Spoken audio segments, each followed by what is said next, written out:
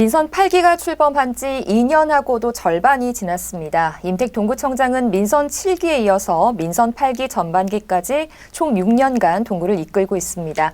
민선 8기 반환점을 돈 상황에서 그동안의 성과와 소회, 남은 2년 동안의 계획에 대해 들어보겠습니다. 청장님 스튜디오 모셨습니다. 어서 오십시오. 예, 안녕하세요. 네, 반갑습니다. 반갑습니다. 네, 네. 먼저 저희 시청자 여러분들께 인사 한번 전해주시죠. 예.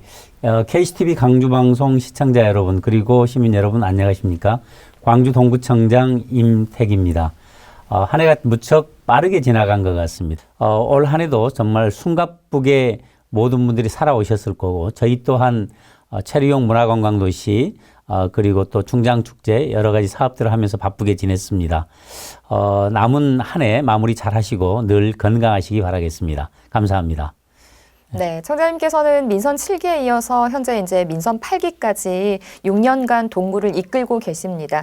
그동안에 어떤 성과들이 있었는지 청장님께서 몇 가지만 좀 말씀을 해주시겠습니까? 예, 한 세네 가지 정도 이야기를 하면 네. 광주 동구의 도시 브랜드 가치가 굉장히 저는 높아졌다 이렇게 생각합니다. 네.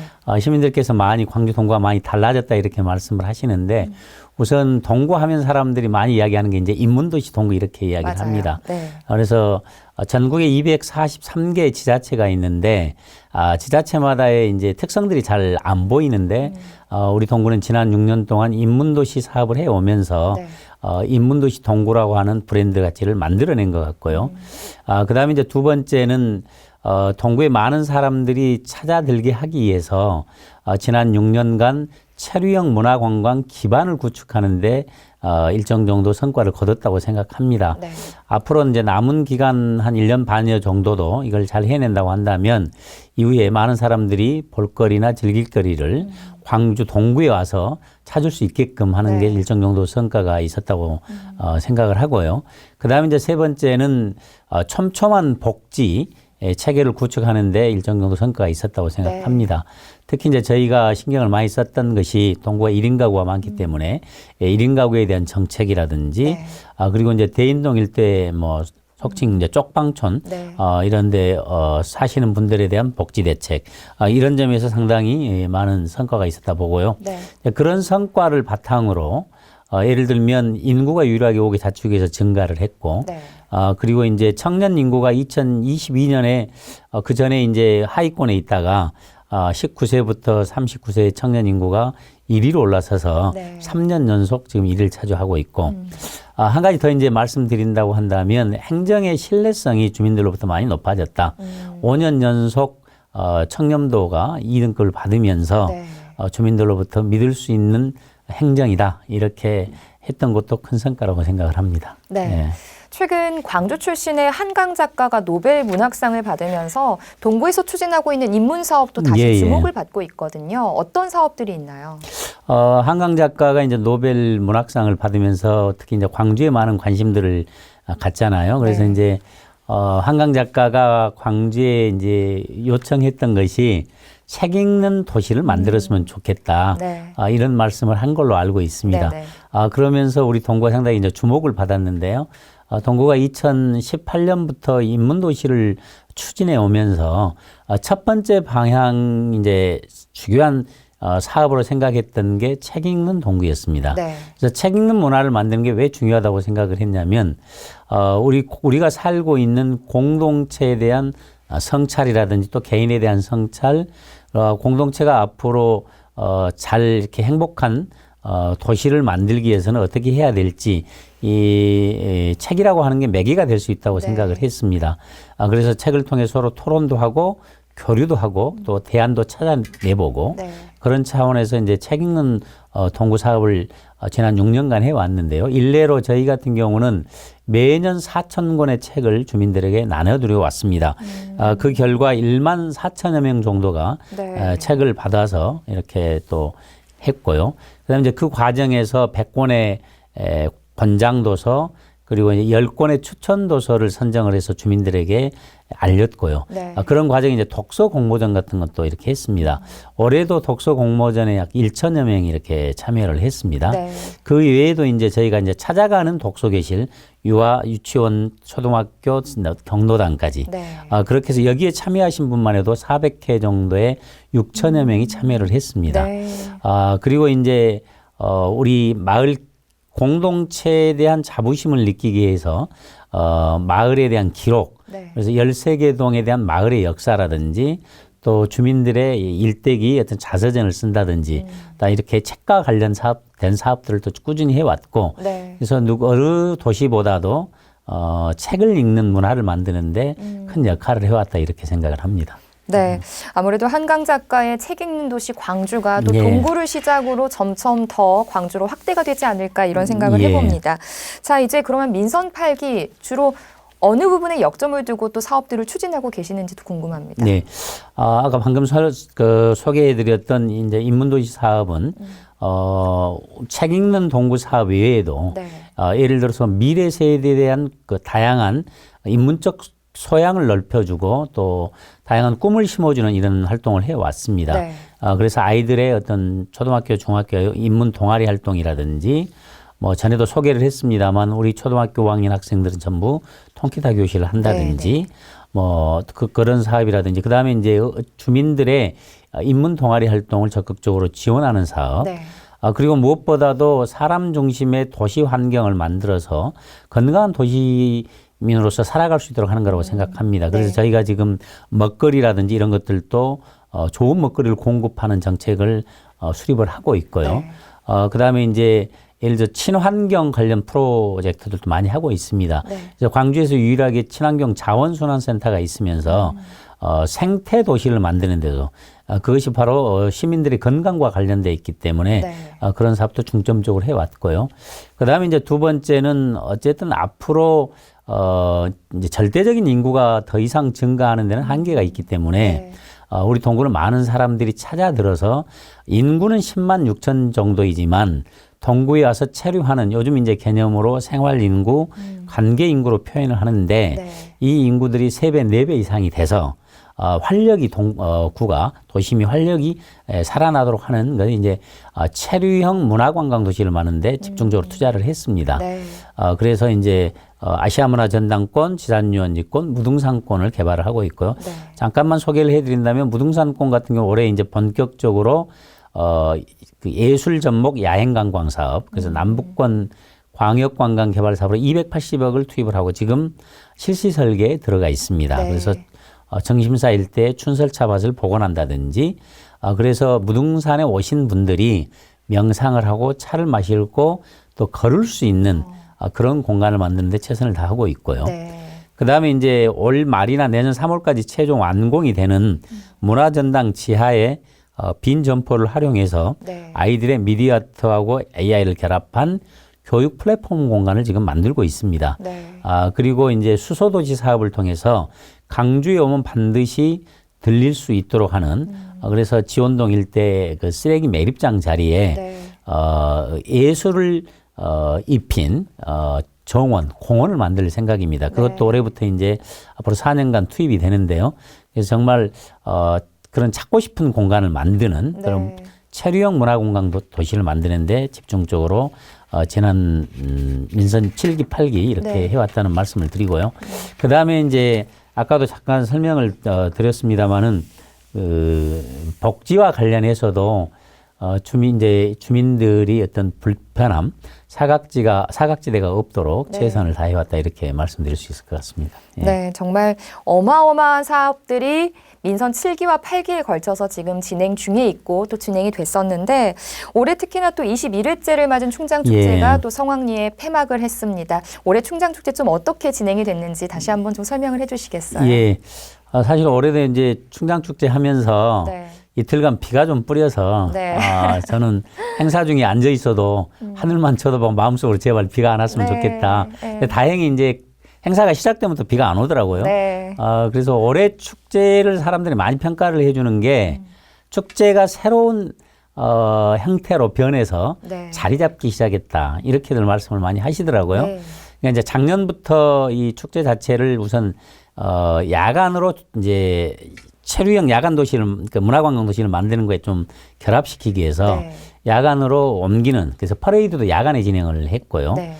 그다음에 이제 버스킹 월드컵이 3회째 진행이 되면서 충장 축제와 결합이 잘 되면서 글로벌화 하는데 네. 상당히 이제 그 어느 정도 좀 그 안착을 하는 것 같고요. 그다음에 하나는 이제 퍼레이드라든지 그다음에 이제 예를 들어서 시민들이 참여해서 기획하고 연출하고 그래서 이제 대동의 문화를 만들어가는 네. 그런 축제의 어떤 시민 참여 이런 것들이 상당히 또 안착이 됐고요. 그 다음에 그 올해 이제 또 많이 평가를 받았던 게 전국에 2천여 명이 아랑 장고인가요? 이 장구 치시는 분들이 네. 오셔가지고 금남로 일대로 꽉 메웠는데 네. 그래서 이제 전국적으로도 이제 충장로 무대를 활용하려고 하는 그런 관심들이 높아졌다. 네. 이렇게 생각합니다. 이제 무엇보다도 친환경 축제를 하는데 상당히 자리를 잡았습니다. 네. 그래서 올해는 이제 저희가 이렇게 운영하는 그런 이제 예를 들어서 밥을 팔고 뭐 음료수 팔고 이런 데는 전부 네. 일회용 없앴습니다. 네. 그래서 이제 다회용 컵을 이용을 했고 그래서 올해 이제 저희가 분석을 해보니까 쓰레기 양이 상당히 줄었습니다. 20-30%가 줄고 네. 그걸 이제 피부로 느낄 수 있을 정도로 그런 점에서 친환경 축제를 했다. 네. 이렇게 평가를 하고 싶고요. 이제 결론적으로 올해 미국에서 세계 63회 축제협회가 있었는데 거기 총회 때 태국의 파타야 그리고 네. 한국의 광주 동구가 세계 축제 도시로 지정이 됐습니다. 아시아권에서는. 네. 그래서 상당히 이제 충장 축제가 실제로 명실상부한 세계적 축제로 가는 데 발판을 잡았다. 저는 네. 이렇게 평가를 하고 싶습니다. 네, 정말 뭐 국내에서뿐만 아니라 정말 이제 세계로 진출한 우리 광주 동구의 충장축제가 아닐까 싶습니다. 조금 전에도 이제 청자님께서 말씀을 해주셨지만 동구는 1인 가구 비율이 굉장히 높습니다. 네. 어느 정도나 되는지 그 현황과 함께 어떠한 정책들이 좀 추진이 되고 있는지도 궁금하거든요. 네. 사실은 저도 이제 통계를 보면서 깜짝깜짝 놀랐는데 주민등록 통계상으로 보면은 거의 1인 가구가 49%입니다. 근데 이제 통계청에서 발표하는 통계 자료를 보면 네. 1인 가구 비율이 약 43.6% 정도 되고 이게 이제 전국적인 평균이 약 35.45% 되거든요. 네. 광주 평균이 한 또 34% 정도. 네. 그러니까 다른 그 전국적인 평균보다도 10% 정도 가까이 이제 높은 상황입니다. 그러니까 1인 가구가 상당히 많죠. 네. 그래서 사실은 저희는 이제 민선 7기 때 1인 가구에 대한 정책을 펼치기 위해서 용역도 시행을 했고요. 그래서 이제 여러 가지 작업을 하고 있는데 올해는 특별히 뭘 했냐면 40대 이상 1인 가구에 대한 전수조사를 했습니다. 네.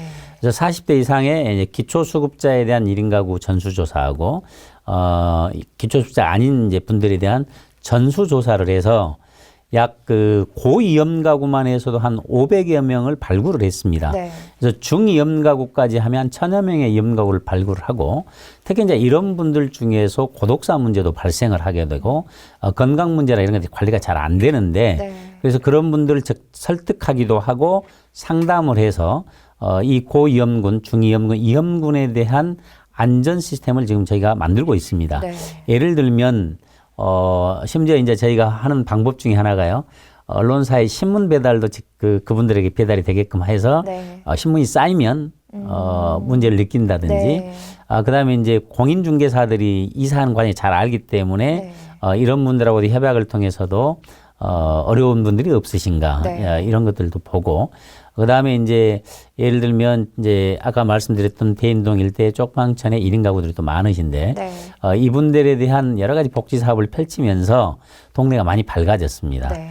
그래서 식당에서 이제 점심도 함께 드시고 또 건강 증진소를 만들어서 운동도 하시고 네. 그러니까 이제 소통도 하니까 이웃과의 교류도 되고 또 그래서 이분들도 지역사회 또 봉사도 하시고 네. 이런 변화들이 있었던 것 같습니다. 그래서 네. 앞으로도 1인 가구에 대한 정책은 물론 이제 고위험 가구뿐만 아니라 여성 1인 가구, 청년 1인 가구, 중장년 1인 가구에 대한 맞춤형 정책을 할 겁니다. 이를테면 여성 1인 가구 같은 경우는 안전의 문제가 상당히 있을 수가 네. 있잖아요. 청년들의 1인 가구는 이제 음식이라든지 해먹는 거라든지 경제적인 계획을 세우는 거라든지 네.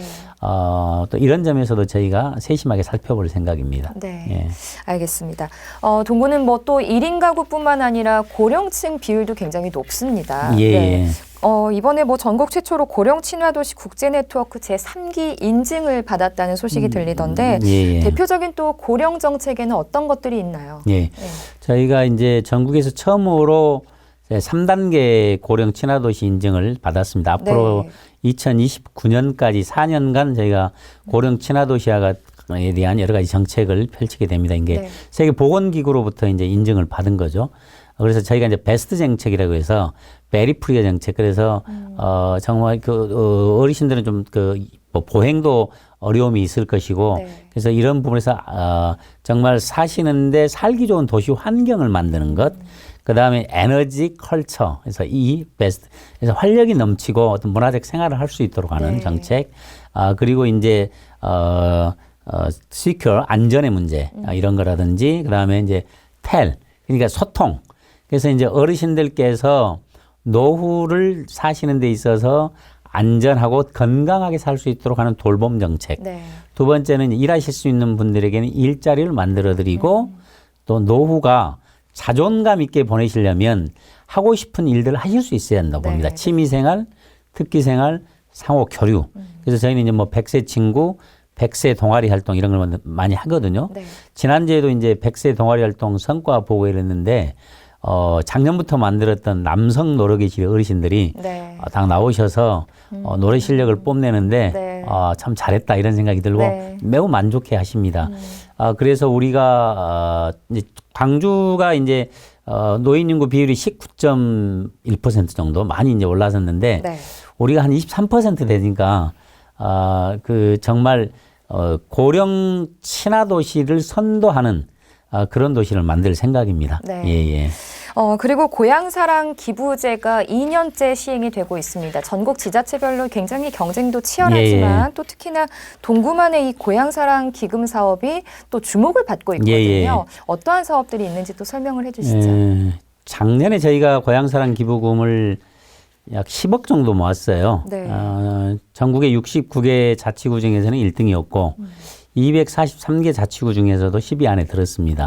사실은 대도시의 자치구에서 고향사랑 기부금을 건당이 쉽지는 않습니다. 고향의 개념이 자치구까지는 오지 않고 이제 시골 군 단위, 시 단위가 있기 때문에요. 그런데 저희가 작년에 성공을 나름대로 했던 것은 고향사랑 기부금을 모아서 어디에 쓰겠다라고 하는 이제 사업 목적을 명확하게 전국에서도 최초로 먼저 밝히고 모금을 시작을 했습니다. 이렇다면 발달장애인 청소년들의 야구단인 이티 야구단, 이스트 타이거즈.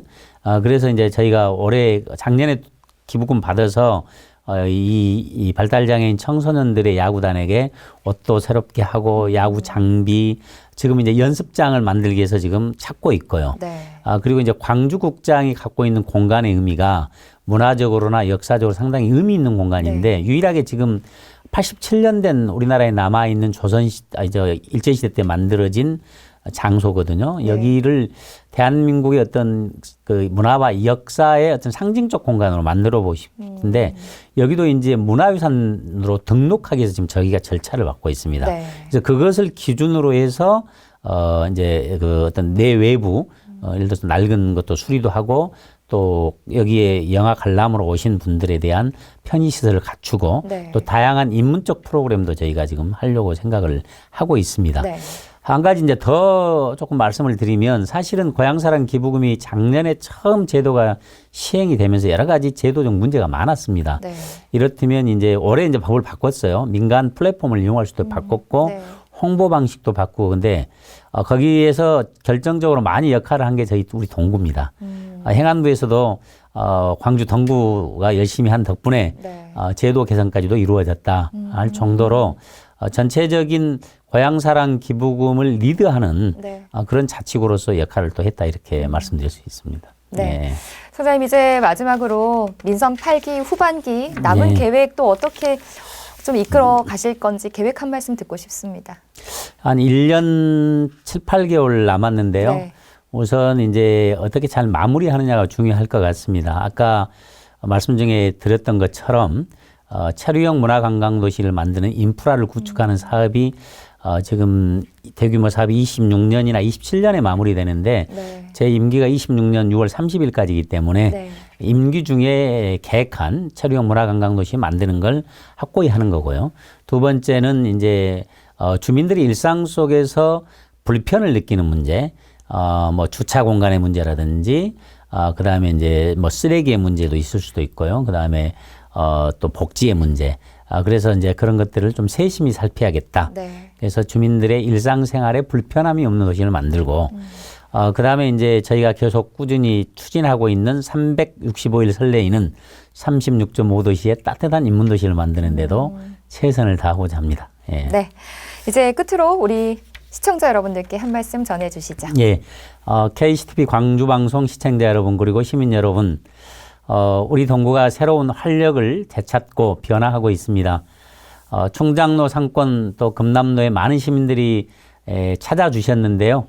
앞으로 저희가 더 지금 준비하고 있습니다. 그래서 충장로 상권도 많이 찾아주시고, 동명동도 많이 찾아주시고, 국립아시아문화정당도 많이 찾아주시기 바랍니다. 동구가 정말 광주의 옛 명성을 되찾는데 저도 최선을 다하겠습니다. 여러분께서도 좋은 제언 그리고 고언 해주시기 바랍니다. 열심히 하겠습니다. 감사합니다. 네, 정말 민선 7기와 8기 동구가 뭐 인문도시 광주 동구 그리고 체류형 문화관광도시 광주 동구로 이렇게 발돋움한 만큼 정말 앞으로도 계속해서 활기가 넘치는 그런 도시가 되기를 바라겠습니다. 청장님 예. 오늘 말씀 잘 들었습니다. 고맙습니다. 감사합니다.